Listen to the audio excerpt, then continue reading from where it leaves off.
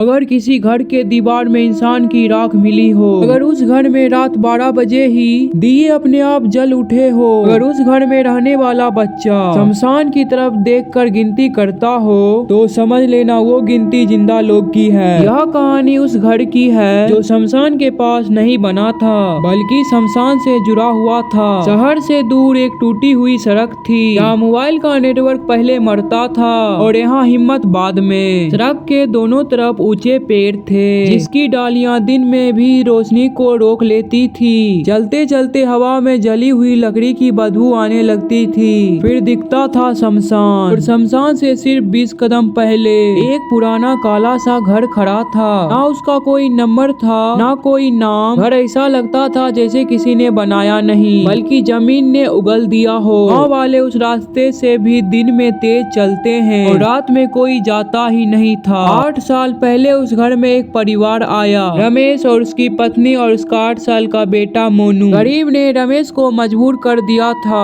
इसीलिए सस्ता किराया उसे सही लगा। मकान मालिक ने सिर्फ एक बात कही, रात को घर के पीछे मत जाना। गाँव वाले ने मना किया, ये घर शमशान का है। रमेश हंस दिया, भूत वूत कुछ नहीं होता। पहली रात शांति से बीती, दूसरी रात कुत्ते रोए, तीसरी रात घर के अंदर किसी के चिल्लाने की आवाज आई। चौथी रात ठीक 12:07 पर मोनू उठकर खिड़की के पास खड़ा हो गया। उसकी आंखें सीधे शमशान पर थी। सुनीता ने पूछा, क्या देख रहा है? मोनू बोला, आज एक और जुड़ गया। सुनीता ने पूछा, कौन? मोनू बोला, जो जलने वाला है। उस दिन के बाद मोनू हर रात उठने लगा, वो शमशान की तरफ देखकर गिनती करने लगा। दिन में मोनू चुपचाप रहता था और रात में किसी से बातें करता था। अब घर अजीब हरकत करने लगा, दरवाजे अपने आप खुलते थे, रसोई में बिना आग के राख गरम रहती थी, बाथरूम में आईने के पीछे कोई खड़ा दिखता था, छत से रात को कुछ टपकता था। एक बार रमेश ने आंगन में पैरों के निशान देखे थे, निशान घर से बाहर नहीं, शमशान की तरफ जा रहे थे। उस रात दीवार से आवाजें आई, गिनती चल रही है। डर के मारे रमेश गांव के बूढ़े के पास गया। बूढ़े ने सच बताया, इस घर में पहले हरिया रहता था, वो शमशान का कर्मचारी था। हरिया आधी जली लाशें घर ले जाता था, उनकी राख से तंत्र मंत्र करता था। उसका मानना था, जितना ज्यादा राख उतनी लंबी उम्र। एक रात उसने जिंदा आदमी को जला दिया।